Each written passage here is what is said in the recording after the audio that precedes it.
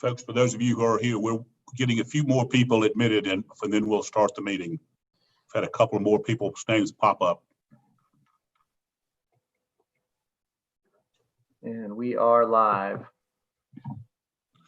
Right. Great. Ladies and gentlemen, thank you for joining us today. This is a special called meeting of the Ethics Committee to review various items that may come before the Ethics Committee in our next meeting in July. To start the meeting, it is my duty to remind you that all committee members must avoid conflicts of interest and the appearance of conflicts of interest in performing their duties as members of the committee, of the Ethics Committee, in doing their work today.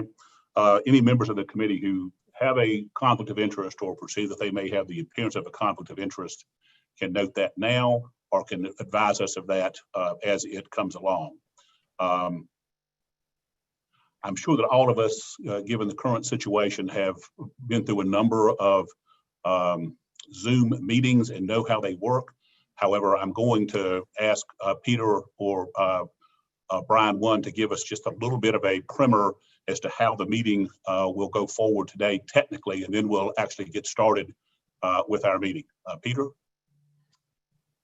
I'm going to let Brian take care of that. Yeah. Okay. Yeah, Brian? yeah. So I'll take care of that. So the way that this is going to go, just as we did with the April meeting, of course, if anybody has any comment or so forth, that you can use the raise hand button that is there down on your screen, and that's how we're going to try to keep the discussion efficient and orderly.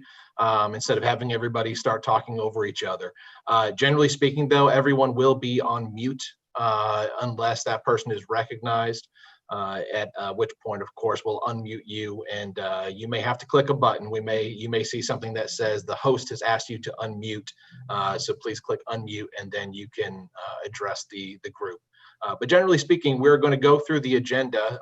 David will have some introductory remarks, and then I will, as you can see in the agenda, go through some of the background, the history behind this proposal, as well as the introduction of the proposals that are before the Ethics Committee, as well as the State Bar Council. So if you have any technical difficulties as this comes up, please do, you can feel free to shoot me an email, boten@ncbar.gov. I believe you all have an email in your inbox right now from me. But feel free to contact me and or Peter. We'll try to help you out as much as we can. And certainly we want to thank those that, not just those that are joining us here, but also the special guests that are here on this Zoom meeting. Judge Ashley Parker Dunstan is joining us. Bradley Bannon. We have Kim Crouch and Abby Hammond from the North Carolina Advocates for Justice, Mel Wright from the Chief Justice Commission on Professionalism, and Anna Stearns, the Chief of Staff for the Chief Justice. Sherry Beasley is also here. So we want to thank you very much for joining us today. And also to those that are watching on YouTube, because this is live streamed right now. So we want to thank you for taking the time out of your day to watch this as well. David? Yeah, and I do want to echo what Brian said. We are appreciative of everybody who has come in. I sent the notice not just to the members of the Ethics Committee, but also to the entire council. And I know we have folks who are not on ethics who have joined us. We have folks from the public. And so I want to give you a little bit of a primer on how the Ethics Committee works, because I think that will help you understand the rationale for the special meeting that we have today. In general, when a matter comes up, when a proposal comes to the Ethics Committee for the first time, and we'll use July as an example, if a matter were to come before us in July, the Ethics Committee would look at the matter and decide whether to send it to subcommittee or to act on it immediately. Probably 95% of our of our proposals generally go to a subcommittee. They are referred to a subcommittee.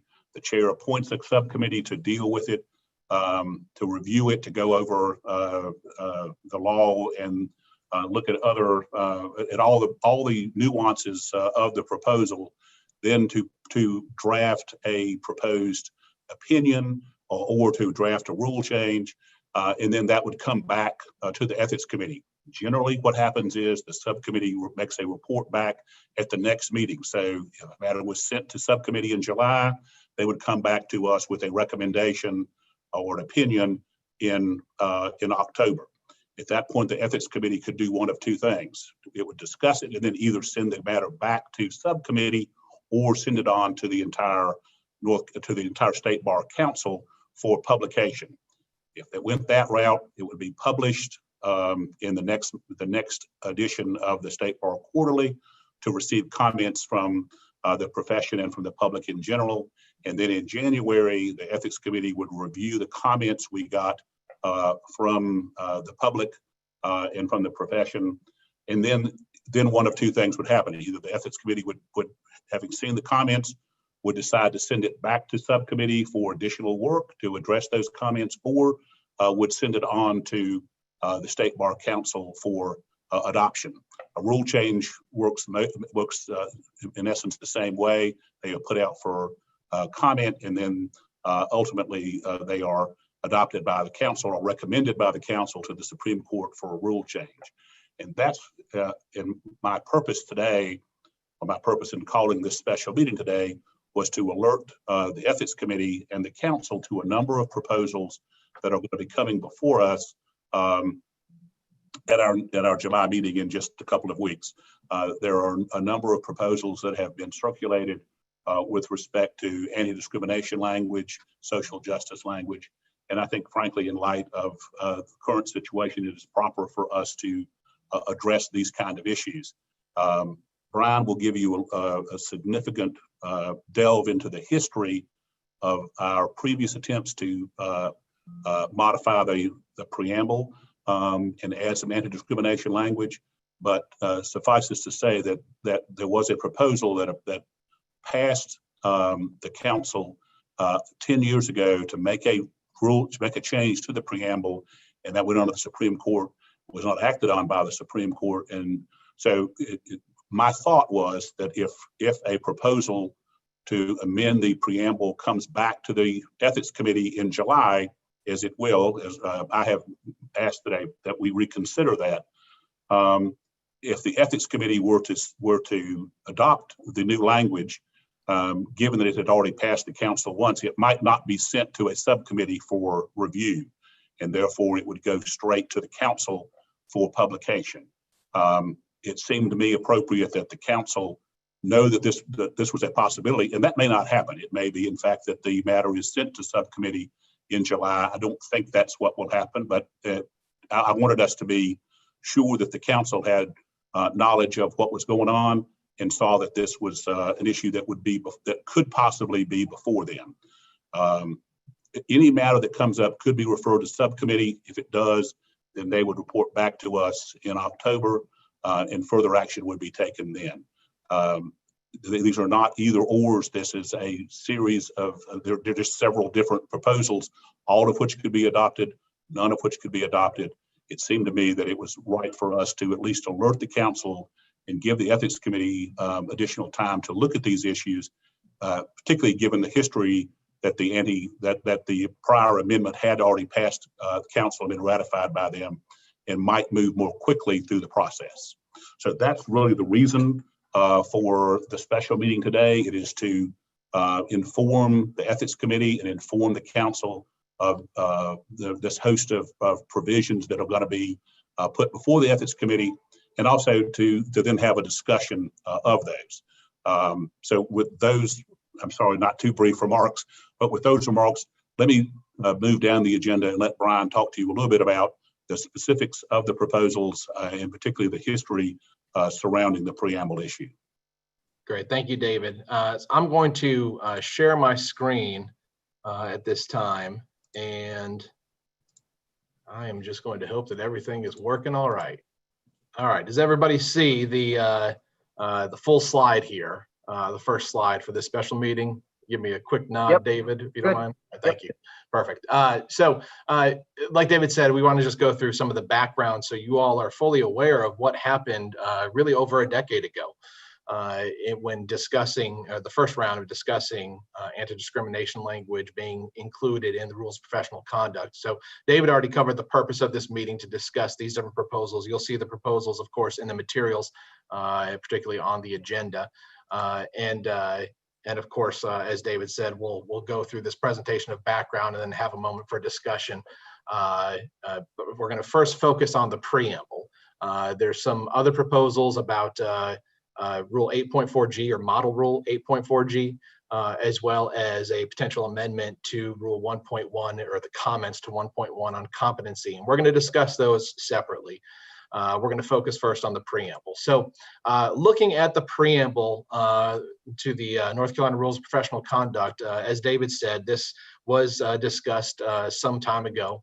And I wanted to go through just what that timeline was. I included a timeline in your materials, but just so we're all on the same page, I just want to briefly go through this.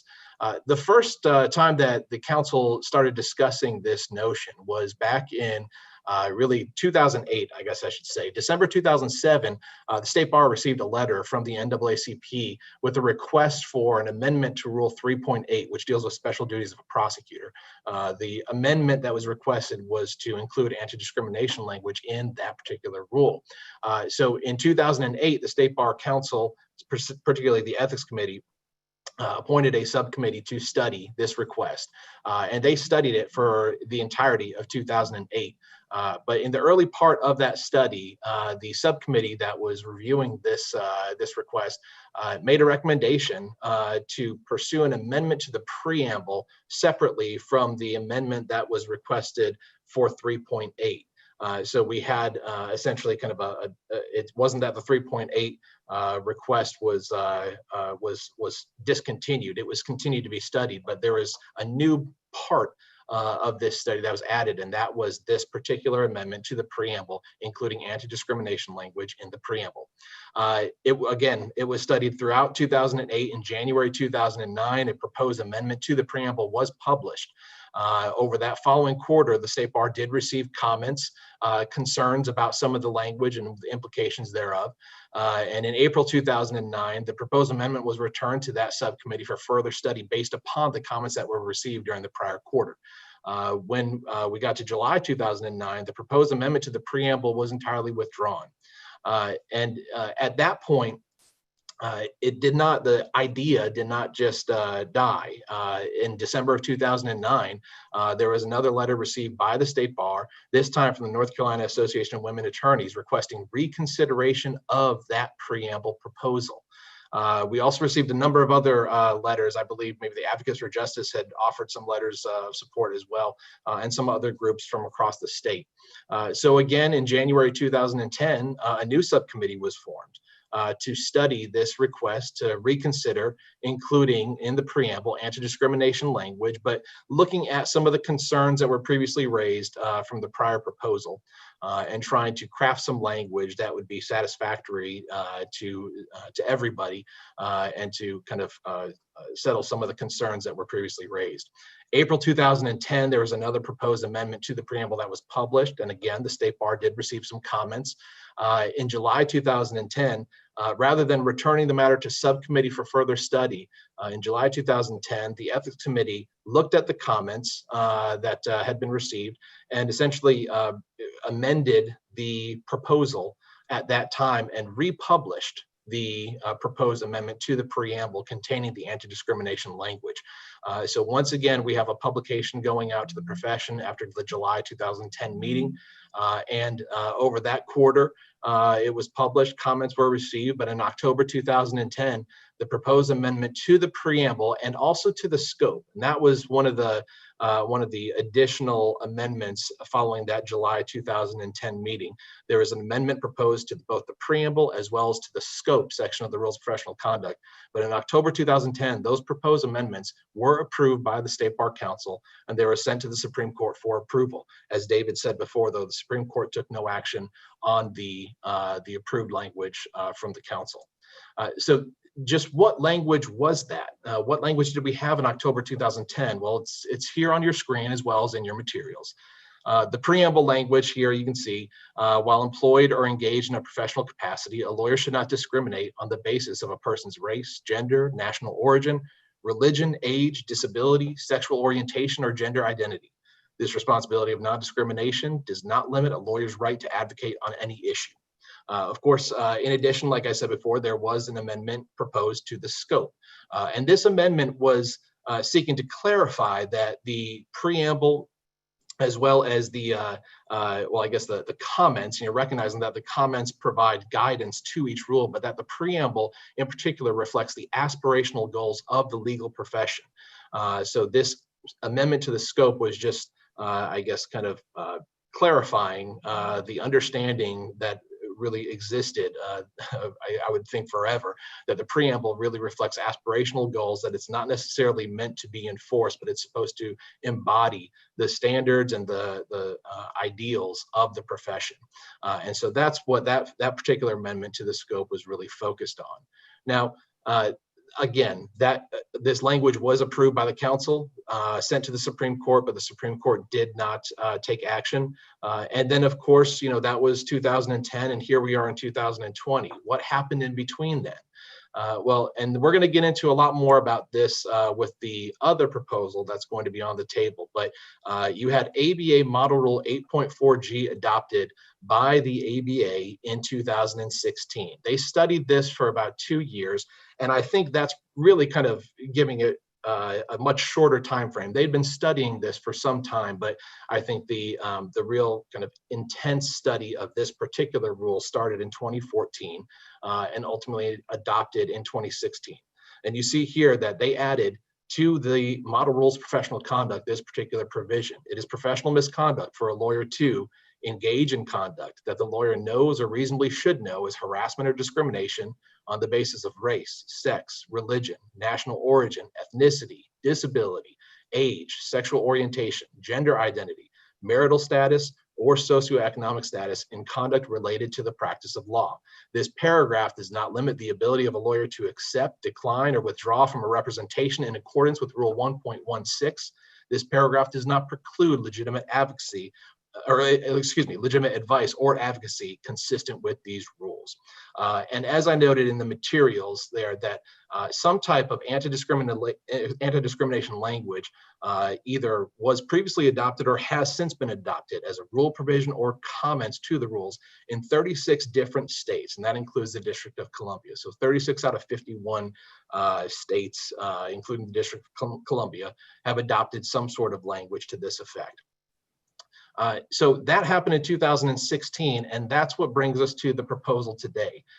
You can see that the proposal that is going to be placed before the Ethics Committee at the July meeting is to readopt anti-discrimination language in the preamble to the North Carolina Rules of Professional Conduct. And the specific language for the preamble that's in this proposal is this: while employed or engaged in a professional capacity, a lawyer should not discriminate on the basis of a person's race, gender, national origin, religion, age, disability, sexual orientation, gender identity, marital status, or socioeconomic status.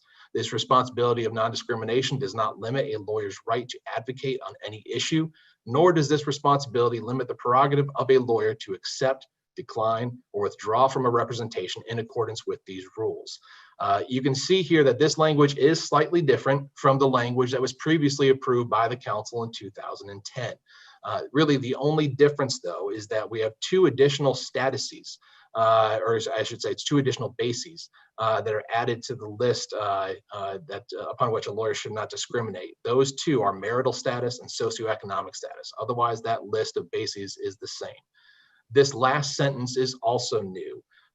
It is really a modification of the previous language focusing on that this responsibility does not limit a lawyer's right to legitimate advocacy.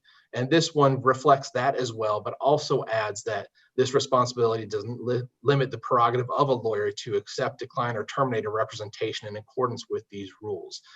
So this is the new language that is on the table for the preamble, or an amendment to the preamble as a separate provision that will be before the Ethics Committee at the July meeting. And I noted there that the next Ethics Committee meeting, the official one for the State Bar Council meeting, will occur July 23rd. That's a Thursday, from 9 a.m. to 11:30 a.m. And it will be by Zoom, and we will be live streaming that on YouTube as well. So with that said, David, that's the introduction to the preamble provision. Okay.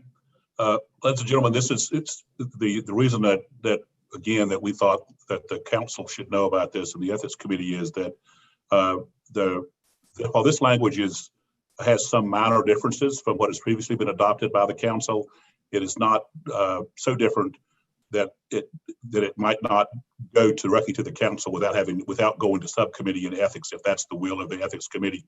Again, that's why we thought it should be something that we highlighted for the entire council. Given the time difference here of 10 years ago, most of the council that is presently constituted was not the council 10 years ago. And so this history, I think, was helpful. But if this were to be sent to if the ethics committee decided not to send this to subcommittee and to send this for publication or send this to the council for publication, we wanted that to be people to see that coming and know that that's what we were going to be about. We'd like to have discussion now. There are other proposals that we also want to highlight for you. I'd like to limit our discussion now, if we can, to just discussions of this preamble to answer any questions that folks have about the proposed provisions of the preamble, the process, or sort of how we got here.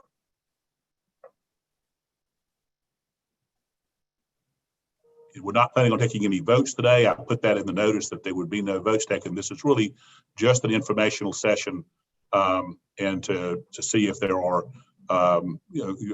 questions that need to be addressed or folks that want to be heard on these issues. Raise your hand or use the buttons or otherwise signal to Peter and Brian that you wish to be heard. And as a quick point, I'm going to stop sharing the screen right now. I'm going to ask everybody to refer to your agenda just so we can open back up so everybody can see everyone's face. I believe Bill Mills has raised his hand. Raise hand. Sure. Bill? I think you're muted, Bill. There you go. All right. I think I'm live now.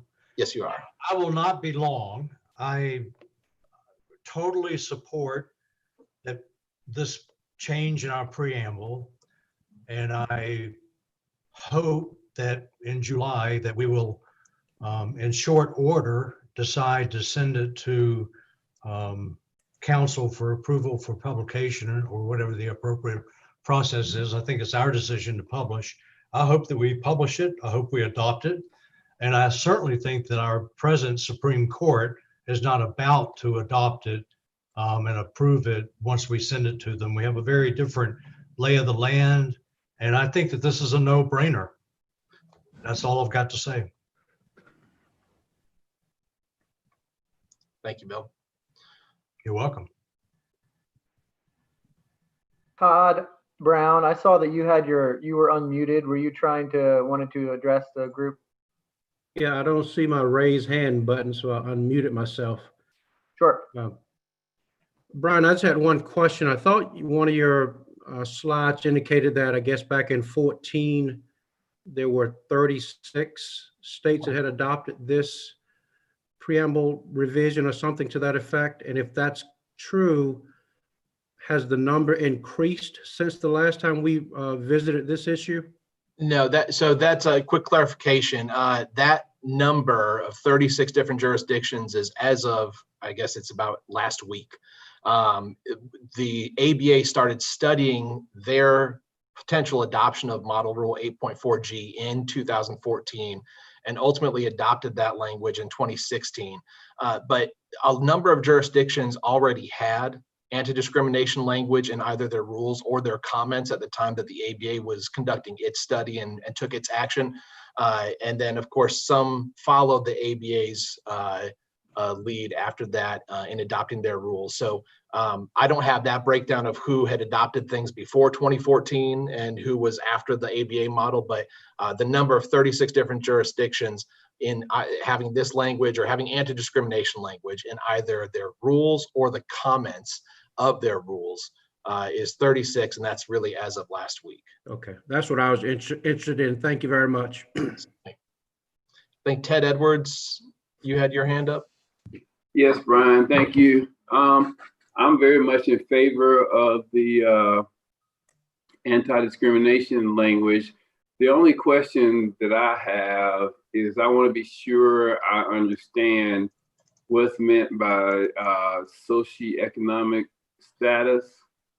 I'm just not, I just want to be sure that, obviously lawyers, when they're deciding about a new client, take into account their perception of the person's ability to pay and when we're in private practice. And I just want to be sure that socioeconomic status doesn't limit the ability of a lawyer to take into account a potential client's ability to pay when deciding whether to go forward with representation. David, do you want to address that, or would you like me to address that? Yeah, certainly, Ted, you raise a good point. Certainly not the intention there. I think that this was to just say that the lawyer should not discriminate because of someone, because they are in a poor socioeconomic status, for instance. But I don't think it affects the lawyer's ability to ensure that they get paid. And if that's not, and Brian, you may have some more clarification. I hadn't even thought about that. That's a good point. I hadn't even considered that possibility. Yeah, and I think that's the purpose of the second sentence, that that this duty of non-discrimination does not impair the lawyer's ability to decline a representation or to terminate a representation or anything like that.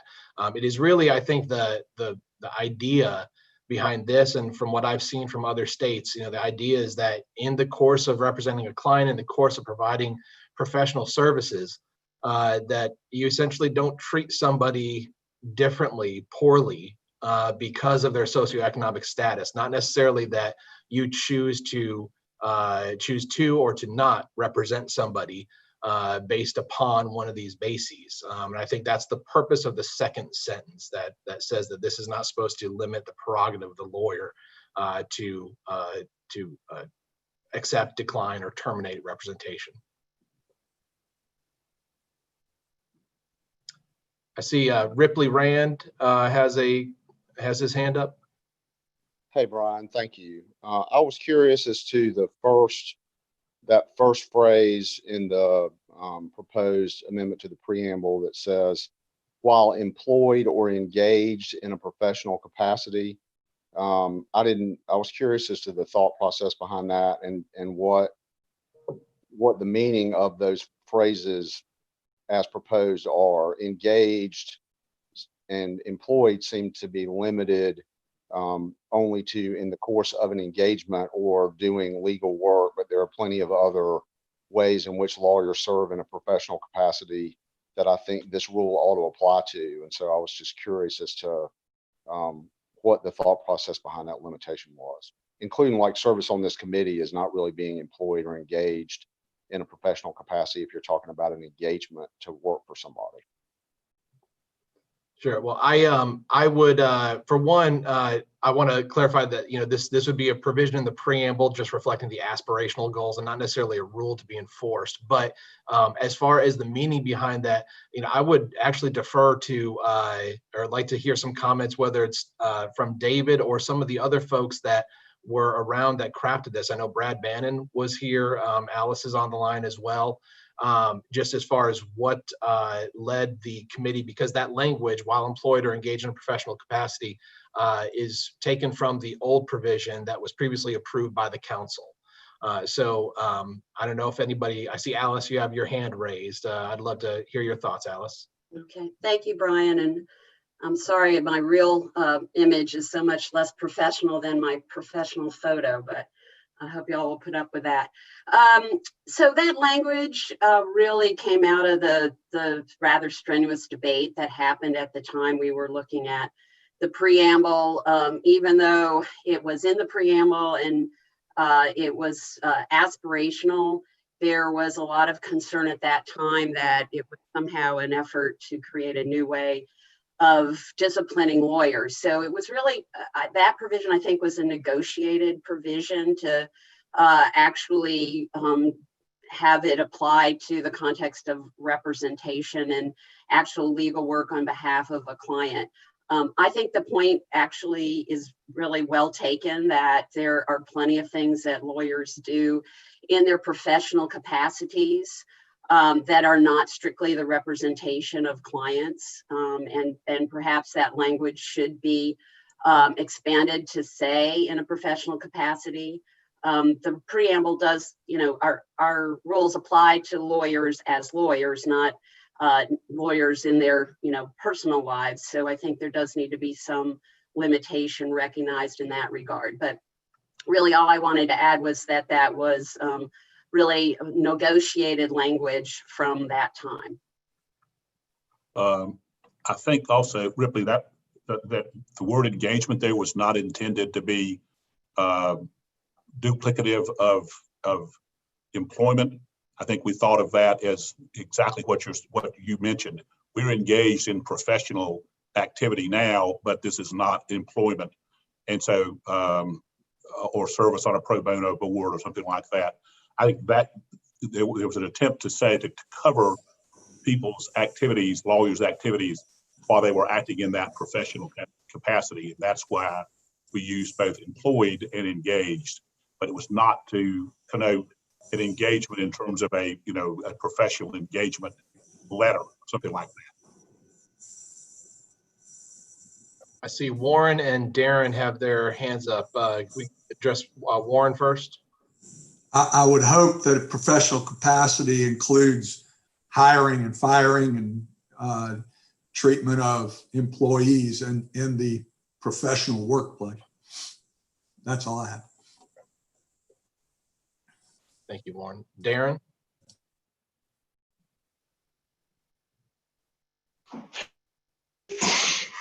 Is it the intention? I mean, I see on the agenda that we're talking about the preamble, but then at some point in time, there's going to be a possible study and consideration of 8.4G, the model rule, which is the same language that is going to take this from the preamble down into the rules of professional conduct. And what I want to know is, if we're going to study that,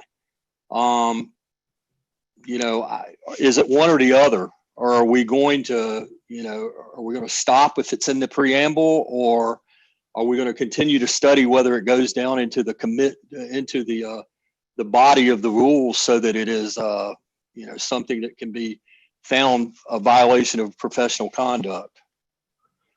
Yeah, Darren, obviously however the ethics committee and the council wants to take it. It is my view that these are not either ors, that these are all proposals that are going to be before the ethics committee and would be dealt with there. We might do all three of these provisions, might do two, might do one, might do none. I do not view them as mutually exclusive.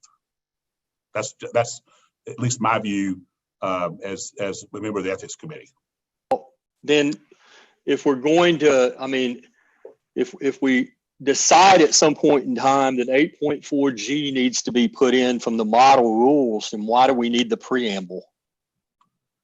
Well, again, I don't think we know what will happen with the rules and with 8.4.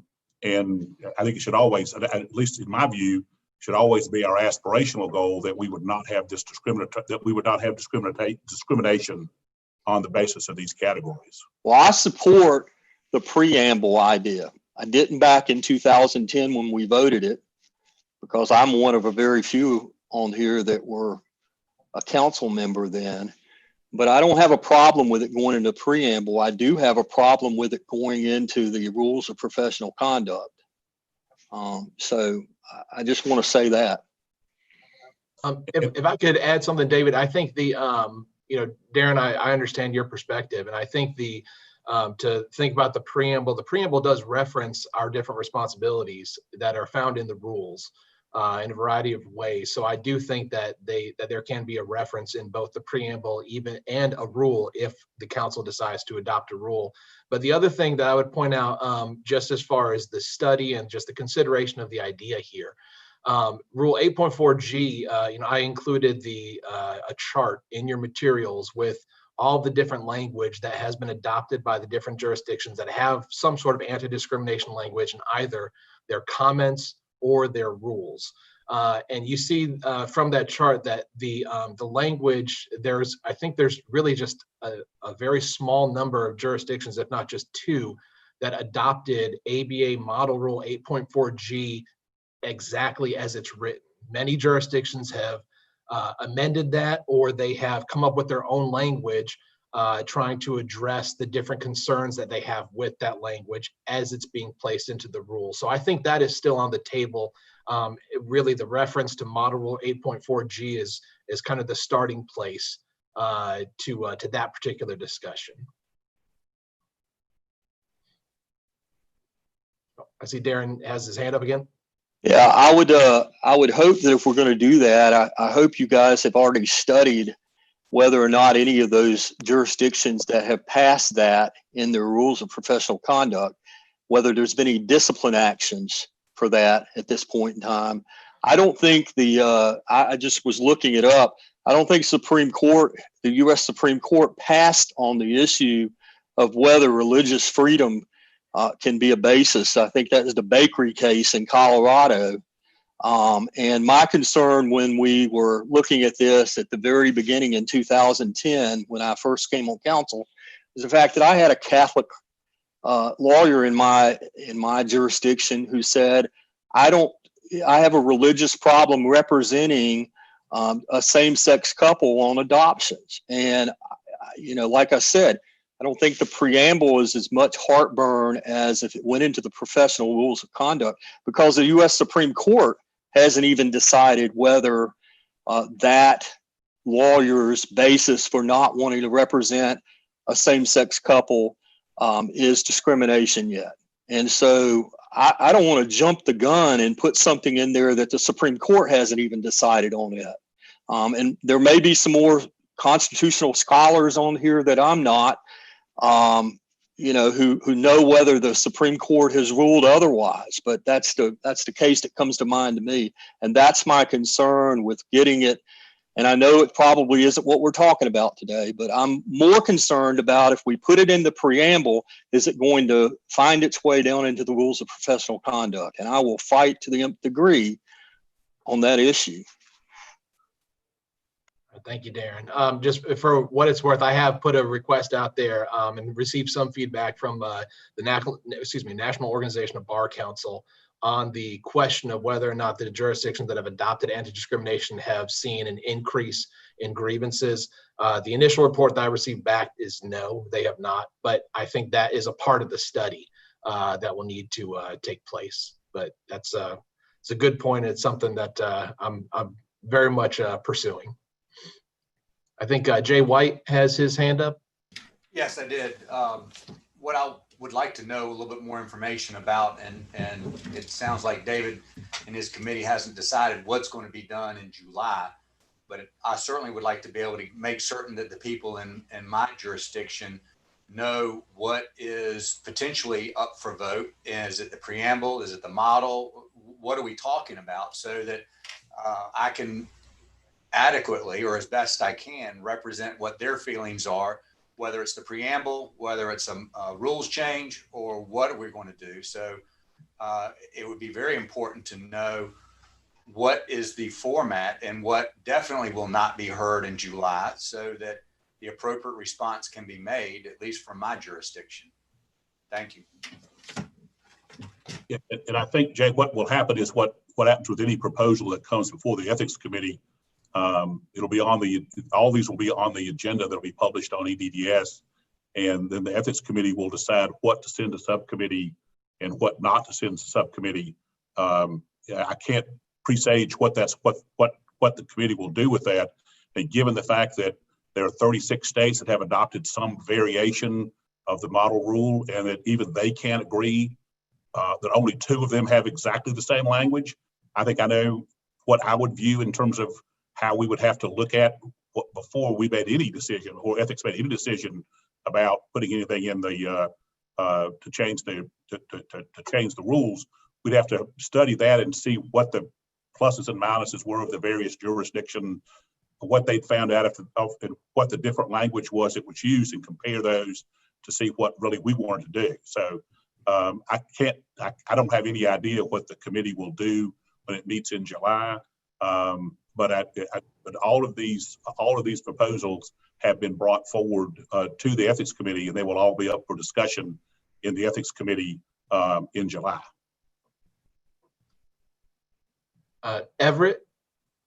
Yeah, I'll just briefly say before we leave that, I've been practicing law for almost 47 years, and during the times that I've practiced, I've really never seen any serious issues with discrimination. So I don't see any reason why the lawyers that I've dealt with, and especially the lawyers in my district, would be opposed to this kind of change to our preamble. I'm very much in favor of that. I think it's very good for our profession and the public. And I'm glad that we're doing that. I'm surprised we hadn't done it before, but here we are. So I'm in favor of this. Just wanted to say that. Thank you, Everett. Colin? Yeah, just for my clarification, before there's any change in the preamble or a rule or anything like that, this would have to be published and go out for comment among all the lawyers, so folks would have an opportunity to raise issues that they thought were appropriate, folks other than the council, if my understanding is right. Absolutely. Yes, sir. No, Yeah. yeah, Okay. Colin, that's exactly what would happen. Right. Okay. Thanks. Just want to be clear. People think we're not planning on making some change to the rules or things in July without people having an adequate opportunity to think about it, review it, and express their feelings if they choose.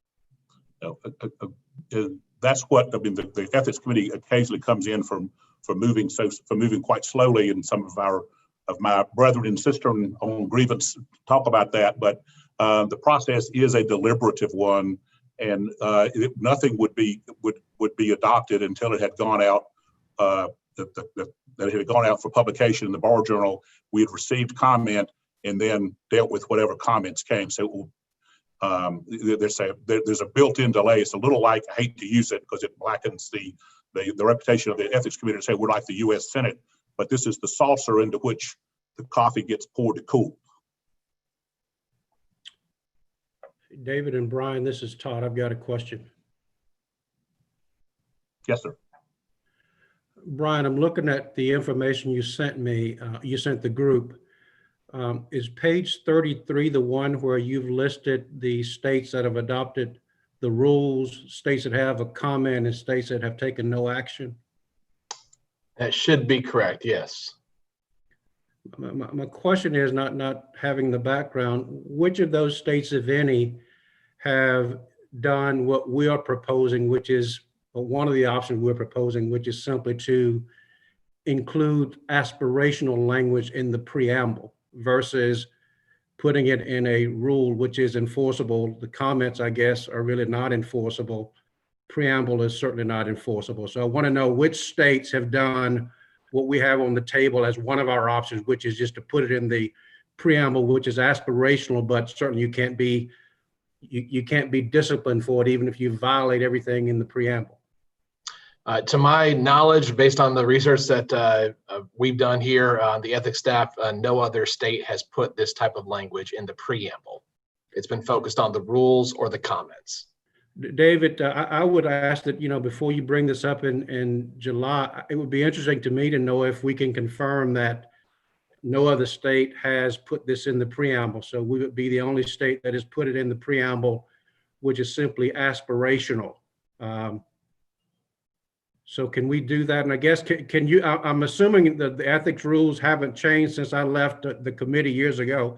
It may have, it's gotten a lot smarter, obviously. We can't enforce the comments. We can only enforce the rules, right? That's correct. Correct. Okay, so if we go down this preamble road and that's all we do, then we're putting nothing in our rules that can be enforced as a rule violation if someone, for example, discriminated against somebody on the basis of sex or race. We couldn't do a thing about it, right? That would not be something that's right for discipline. You're right, Todd. Yeah, and I would add that I think there are still other rules. We have received complaints before for people acting, we'll just say poorly. And I think there are other rules that could fit that, but there is nothing that would be explicitly addressing discrimination in the rules, in the North Carolina rules. There is nothing yet.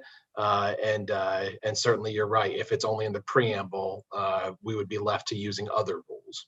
I mean, I take Darren's point about his views on not fighting to the death on whether we put this in the rule, and I respect that. But I think it's worth considering whether or not we ought to do something more than include aspirational language if there's a rule which would prevent it. So I'm not suggesting that we go one way or the other.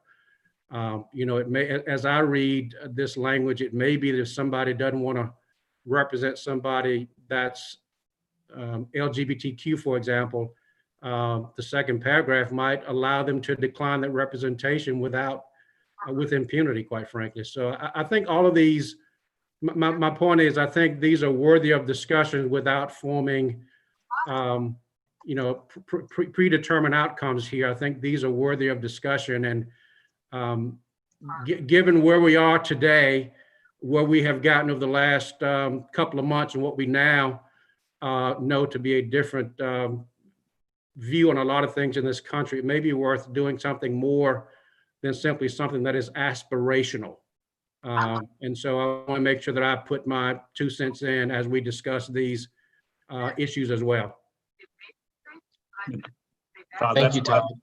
It's important, I think, that everybody understands these are not either ors, that this is a basket of options that we could do 1, 2, 3. Because I take your point and fully understand that. About in terms of, you know, it's not as though we can't be in the building. We're just not teaching classes in the building. Oh, sorry. I think Judge Parker Knudsen, you had your hand raised. Yes, thank you, Brian. And good afternoon, everyone. Good afternoon, Mr. Chairman, and good afternoon, Mr. President. It's good to see everybody this afternoon. I'm sorry to kind of jump in. I was going to wait until after we got done with the rule, but I've got to head back into court. I've got somebody covering for me right now.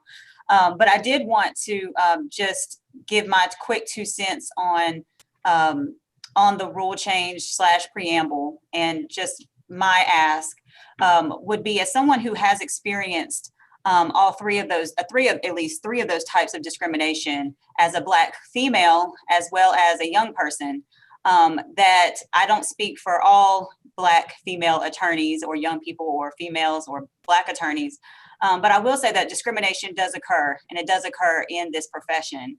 And I think that it's definitely something that should be studied to see about this rule and making it something very similar to what Mr. Brown said, that something more than just an aspiration. It should have been an aspiration since the legal field was, since we all became attorneys however long ago. It's always been an aspiration, and clearly we still have those issues since I've been practicing since 2012. So I would just ask that, and my concern is that if it is voted on as a preamble, that the rule portion that people may feel like, well, we did the preamble, so why are we going to look into the rule? And so my hope would be that that would at least be held off on until a thorough study can be done on the rule, understanding that these states, I mean, Brian has a wonderful map that he can share probably with everyone. This wonderful map that shows you all the states, shows you where we are. We're behind the grain on that. So I would just absolutely implore this committee to consider that. If you don't think that we've had any type of discrimination, please read my article that I wrote called Sexism, the Elephant in the Courtroom, that talks about gender discrimination of women. And I have one coming up that's going to be dealing with racism. So as you can see from this map that Brian so beautifully put together, you can see where we are. You can see how many have some type of rule adopted, that have some type of comment adopted. And as was said several times, we don't have to, you don't have to adopt the entire rule, but it's very clear that it says that this paragraph does not limit the ability of a lawyer to accept, decline, or withdraw from representation. So it would not stop an attorney, a Catholic attorney or what other attorney, from taking a certain type of case. The language would not prohibit that. But the issue is that, is there discrimination in the workplace from attorneys? Is there discrimination in the practice?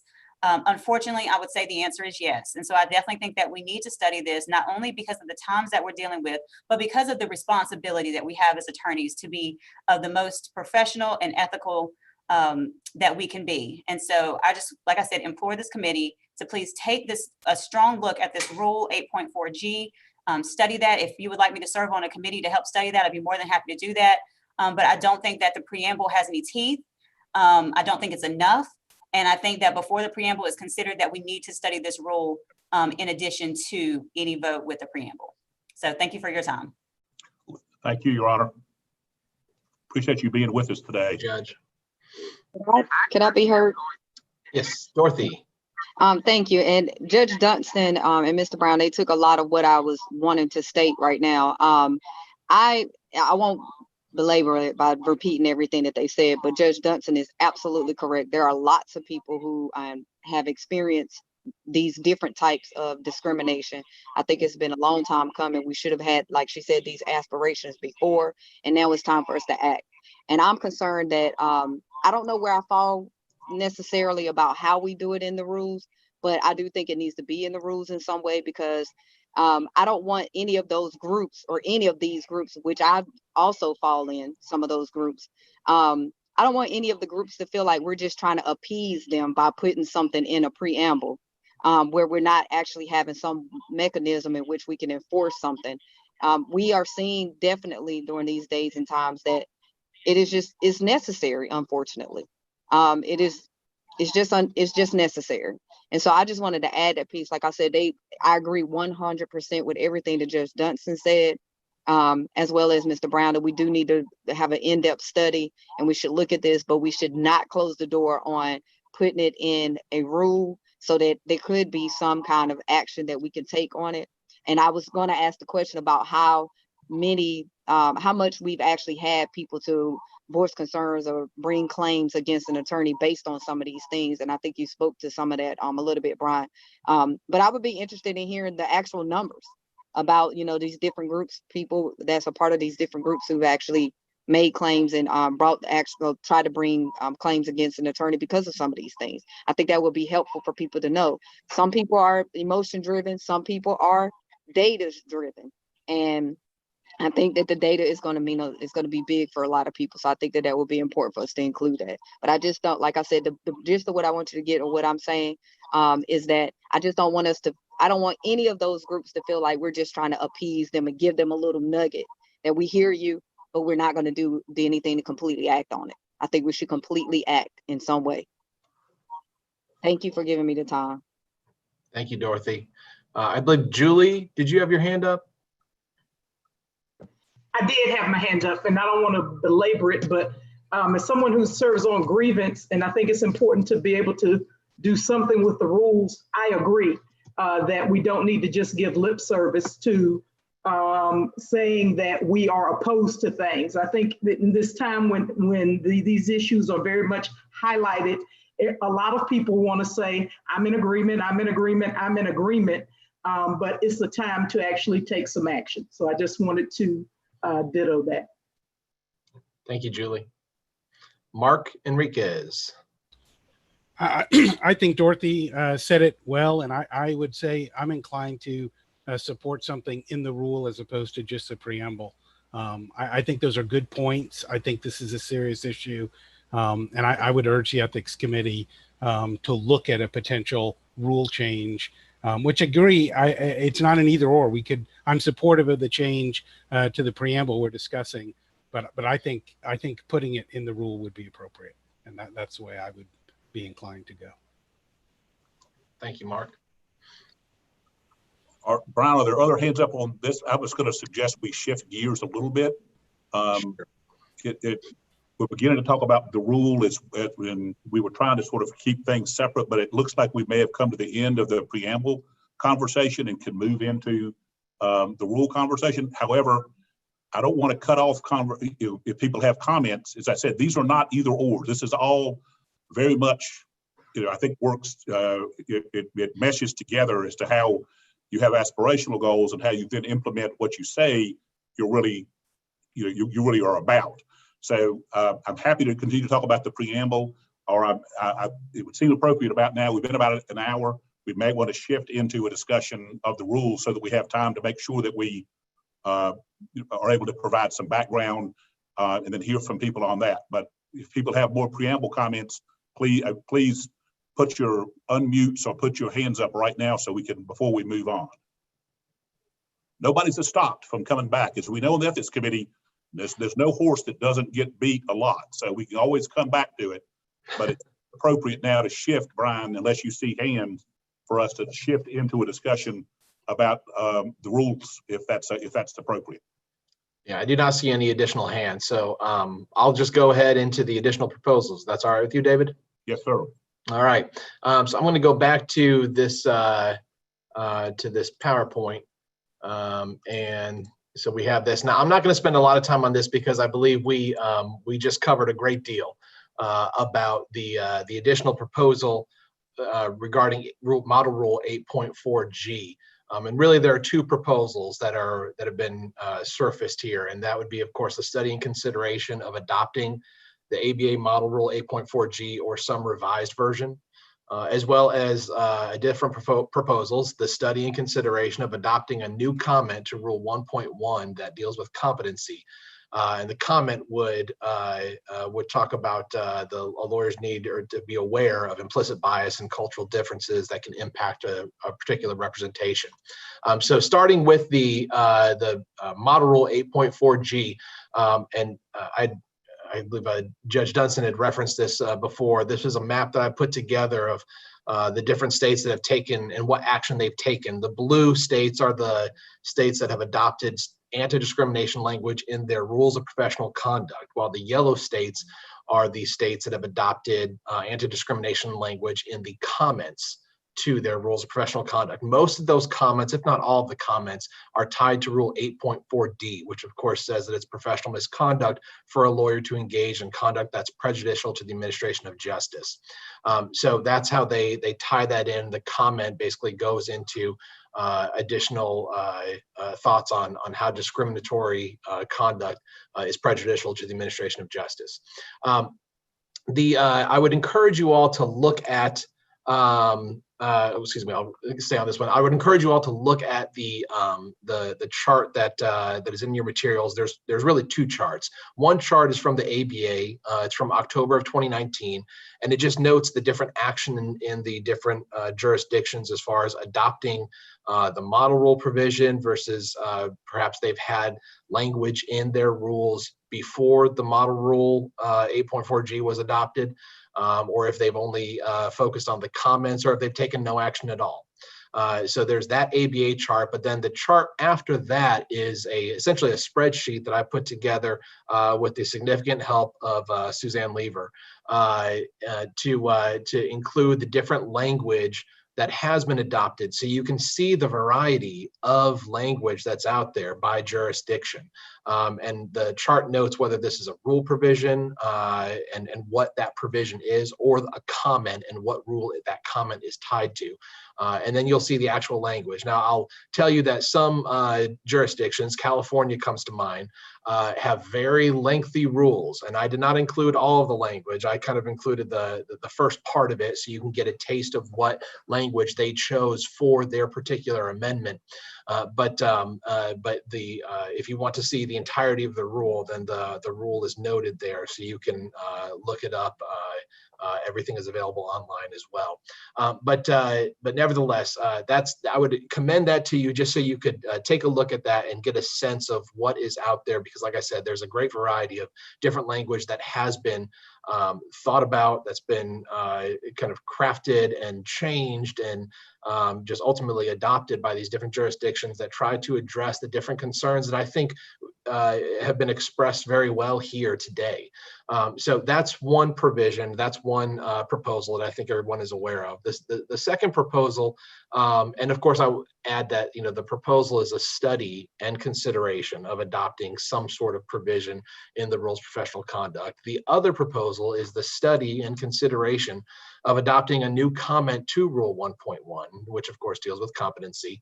And this one you see in your materials that there is some language there that's been proposed that really just tries to articulate that A part of a lawyer's competency encompasses being aware of the implicit biases that can impact the representation. And I think that has come up a great deal, especially recently.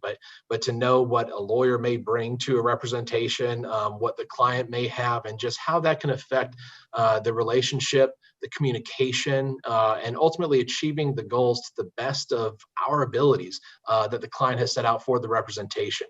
On a related note, the Board of Continuing Legal Education has formed its own subcommittee, or it's not, excuse me, not a subcommittee, but it's a committee to study the question of whether mandatory CLE should be adopted that deals with implicit bias and diversity. This committee has been formed and they are in the process of beginning their study. It's a very new development, but they will report and potentially make recommendations on this proposal regarding the CLE requirement at a later date. So those are the two additional proposals that are on the table for study and consideration, again, at the ethics meeting coming up here in July. So those would be on the agenda for the Ethics Committee in July. We would decide whether to send them to subcommittee for further study and action.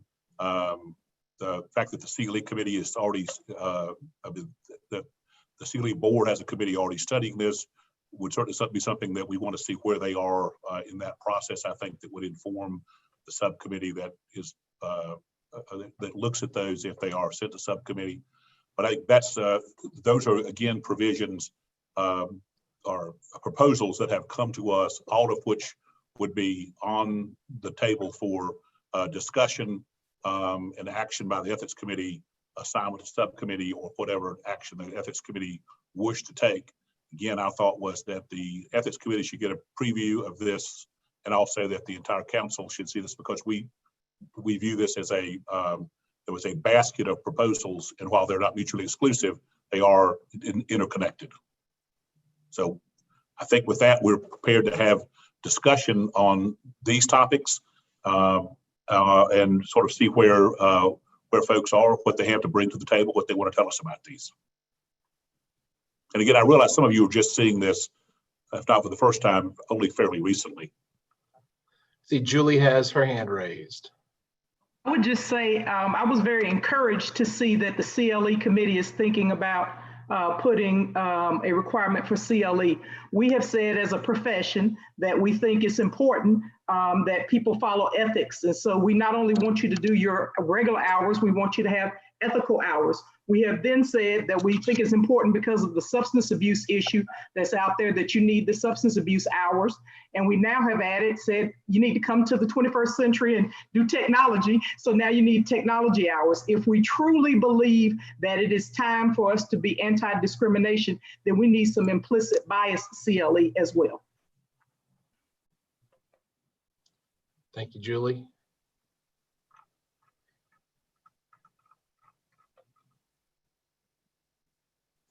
I don't see any other hands at this moment. Judge Dunstan? I'm sorry, last comment, I really am going to go. But Judge Eagles is still on the bench for right now. But just to echo what future Judge-elect Bell stated, that we absolutely, I think it's hand in hand, right? So if we talk about adding anti-discriminatory language, I think the CLE is important because that way you're teaching attorneys how to not discriminate, right? So that they don't violate that misconduct rule, assuming that it's adopted. So I think it definitely goes hand in hand. I'm a huge advocate as well for that CLE requirement. And so I'm excited that the CLE committee is taking that up. And I hope that it's something that they will move forward with in addition to what's happening with the ethics committee. Thank you, Judge. Brad Bannon. Thank you, Brian, and thank you, Mr. Chairman. I realize that I'm no longer, I served with you for 6 years and am no longer on the committee, but I'm very familiar with it, and it's one of the biggest privileges I've ever had to have served on it. I really appreciate it, and it may literally be the last place where everybody can speak cordially to each other, even if they have different viewpoints about things, and not think it's some personality flaw. I would just like, because I was, you know this, because I was there with you 10 to 12 years ago, that I was heavily involved in, even though I wasn't a member of the committee, I was heavily involved in the study of the anti-discrimination language back then. And I would just, and I am somebody who earlier this year spoke to folks informally about a rule change as opposed to a preamble amendment, because I really do think it should be considered as a rule change. I take well Darren's comments that he will fight to the death to prevent things from happening. But we all know, even though he's our president-elect, he's one person. And I think that when it comes to, you know, First Amendment issues, I think you'll find, if you do, or if the committee is wise enough to send this to a subcommittee for study, you will find that there are plenty of other jurisdictions that Brian's found and named here who have considered all of these First Amendment issues, including legal scholars. And we all know as lawyers that we don't have complete and absolute First Amendment rights as lawyers anyway. We know that because of advertising rules. We know that because of pretrial publicity rules. So I think many times lawyers are called upon to balance constitutional rights with the rules of professional conduct and their duty there. But frankly, it's my position that this council and this body already 10 years ago certified this language for the preamble to the Supreme Court. So I do not think it would be inconsistent with studying a rule amendment at all to certify that language to the Supreme Court while that rule amendment is studied.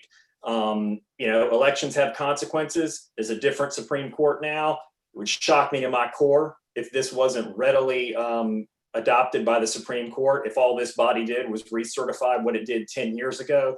But I think from my perspective, as somebody who speaks to a lot of people in the profession, from the perspective of a lot of different roles, that if all we did was the same thing we did 10 years ago, and we didn't at least study and consider advancing this ball in the form of a rule amendment, and not just one that's out there to trap people who engage in misconduct or to give lawyers the ability to sort of accuse each other of doing things, but rules that really change behavior, which is why the competency comment and why the study of the CLE committee is so important. Because in the end, this isn't about trying to trap lawyers and isn't trying to try to get lawyers caught up. It's to change the behavior and to state who we are as a profession. And so when you all convene in July, I would strongly urge you to advance the preamble language as quickly as it should be under these circumstances, but to also say we'd like to carefully study imposing actual rule amendments to make sure that we're not one of these people that we've seen over the last 2 or 3 weeks who just give aspirational statements or performative comments and don't actually back those up with the sort of substance that I think that we've all come to expect as lawyers that we should pursue. And that is, after all, I mean, that's the state's motto, to be rather than to seem, right? So I would just encourage the committee to at least send this rule change to a subcommittee in July. And thank you for letting me talk. I know I'm not a formal member of anything anymore. So thank you. I will say this, Mr. Bannon, since you and I fought the good fight, whatever it was 12 years ago, I think we both approached each other warily, thinking what different places we started and were able to make common ground on that. You always will have an ability to talk with the Ethics Committee. Your status as one of our emeriti members is certainly well known and your service appreciated. I do think, again, that the subcommittee process is there to do exactly what we've talked about, which is to look at these provisions, see how they fit together, see what is the best language, the best parts of what we've learned from other jurisdictions, and to craft what we need to advance the ball for us. And again, we don't know what will happen to the Ethics Committee, but as you said, Brad, if the preamble issue moves as quickly as it might, again, the purpose of this meeting was to make sure nobody thought that they were being surprised if that did move. And also that we would also study these because, again, not to repeat myself yet again, these are not exclusive remedies. These are all remedies and steps that we can take in conjunction with each other. We have a couple of different hands up. I think Fred Morlock. You had your hand raised. Yeah, thank you. Can you hear me? I'm not sure. Yes. If it is. Okay. Yes, we can hear you. I'm late to the party today. I just wanted to speak to the CLE issue. A couple of years ago, it might have been 2 or 3 years ago, the DHC had a workshop and we invited Jim Drennan over from the School of Government. He did about a 3-hour presentation on implicit bias. And then recently, several months ago, the Wake County Bar also did a seminar at the State Bar Building. Carmen Bannon put together an implicit bias seminar. Both of those, in my opinion, they were fascinating. They were insightful. It was probably one of the best educational experiences I've had as a lawyer. So just very briefly, I want to say that's something that I think we ought to do. And it had so much benefit. It had so much value. I really got a lot out of it. So thank you. Thanks, Fred. Gina Morris, I saw you had your hand up. Yeah, well, it's sort of moot at this point, but I have learned something from you people, and that is if I sit here quietly long enough, eventually someone will articulate my position better than I ever could. And Brad just did that. And so Brad, I'm grateful for, and I adopt wholeheartedly all of your words on the subject. I also agree with future Judge Bell and Fred that if we're going to go at this thing, let's do it holistically in ways that actually will matter and will make a difference. Thanks. Thank you, Gina. I believe Missy Owen, you had your hand up as well. Yes, thank you. I too want to echo, I agree with Brad wholeheartedly. In terms of the CLE component, I was on a board that the NCAJ board that when Brad was president a number of years ago and required all the board members to go through implicit bias training. And I went into it thinking, ugh, I don't need this.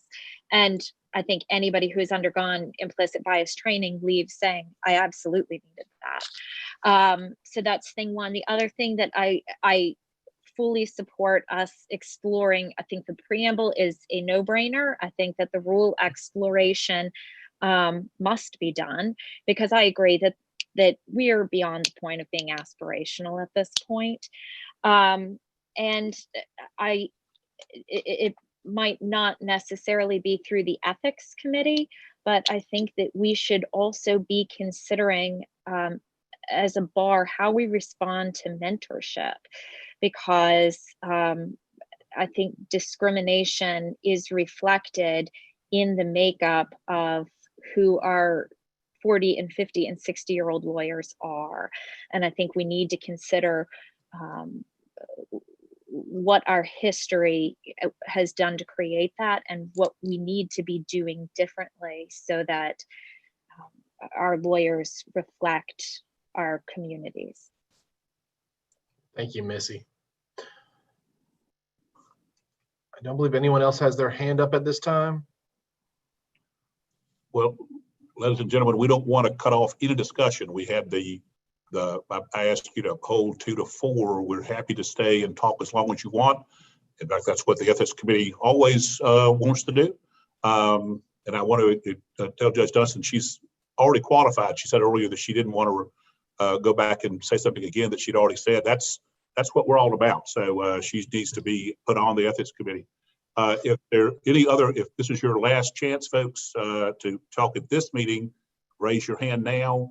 We will be again meeting in 3 weeks or whatever the date is, the 21st, 4th, whatever it is, Brian, at the Ethics Committee to consider these matters and move them into subcommittee or to the council. So please be tuning in then if that's if you have continuing interest in this area. We will be Zooming at that point. That information will be posted on the State Bar's website so that you can do that. And I as a personal point, I value all of your time and appreciate your willingness to give us an hour and a half of your time this afternoon. It just seemed to me that this was an important meeting for us to have so that the council in the Ethics Committee and those individuals in the public who are interested in the topic could know what we were about and what we were trying to do to address this issue. So, and unless you have other issues here, there is one hand. Tom England has his hand raised. Tom, thank you. Can you hear me? We can. Just to be informative, the Conference of District Attorneys, I think last year or the year before, kind of was on this implicit bias issue, and we have Mr. Drennan come and speak to us. At least I know on 2 occasions. One for a long period of time of a couple of 3 hours, and to go over this, which I think is very important for us as prosecutors in the role we play within the justice system. And it was eye-opening. And it just wasn't eye-opening because I've been doing this job for so long, but it was also, in some sense, affirming the realities that if we do our jobs properly, then we do it in a way that implicit bias does not affect our decision-making. And that's obviously a laudable goal for all prosecutors to have. So I want to put that out there, number one. Number two, the discussion about Rule 8.4, I know there's a lot of information out there from other jurisdictions, pro and con, about this rule, and the proposals that, and the impact it would have potentially on free speech and other things. So I think that may be important information that we have available to us as we go into this process of analyzing and determining whether or not we should go beyond the preamble aspect of it to the actual rule aspect of it. So I'm not sure. I know just sitting here talking about this, I was Googling some things and some things popped up from other state jurisdictions that have had amici briefs and other pleadings in this area. So I think there's a lot of information out there that for someone like me who's coming into this, I guess, rather late in respect to Brad, is going to be informative and needed as necessary, I think, as we undertake the processes that we're about to undertake. Thank you.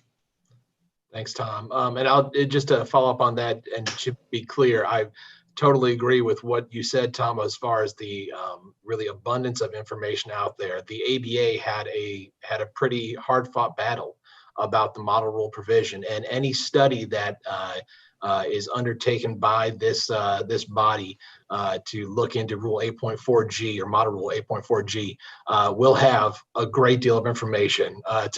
I wanted to avoid sending out a 500-page agenda to you all last Friday by including all that stuff, but we will be covering a lot of different things if this does go to study. But thank you for that. And just, David, I wanted to follow up, I think, just so everyone is clear, the ethics meeting, the next ethics meeting is Thursday, July 23rd, 9 a.m. 9 a.m. to 11:30 a.m. It will be streamed on YouTube. So those of you that are watching this right now on YouTube, that ethics meeting on Thursday, July 23rd, 9 a.m. to 11:30 a.m. will also be live streamed them as well. And those that are out there on YouTube watching this, I wanted to point out that we put a little notation there in the description of this particular live feed that if you have comments that you want to share with the committee, you can send them directly to me. My email is boten@ncbar.gov, and you will see that there in the comments. But if you have any comments you want to share, then you can send them to me, and we will certainly make sure that they are considered by the committee. All right, ladies and gentlemen, again, thank you. No other comments being. Hang on, David, you just. David, I accidentally just muted you. I'm sorry. Can you unmute yourself, David? I was doing a favor for everybody. That's certainly something that most of the staff has wanted to do for years, is to mute me. So congratulations, Peter. Thank you, ladies and gentlemen, for your time today. We are hearing no further comments. We are adjourned. I appreciate it. Everyone, please stay safe. Hope you're well and have a glorious weekend. And we will see all of you back on YouTube in a couple of weeks. Thanks. Thank you.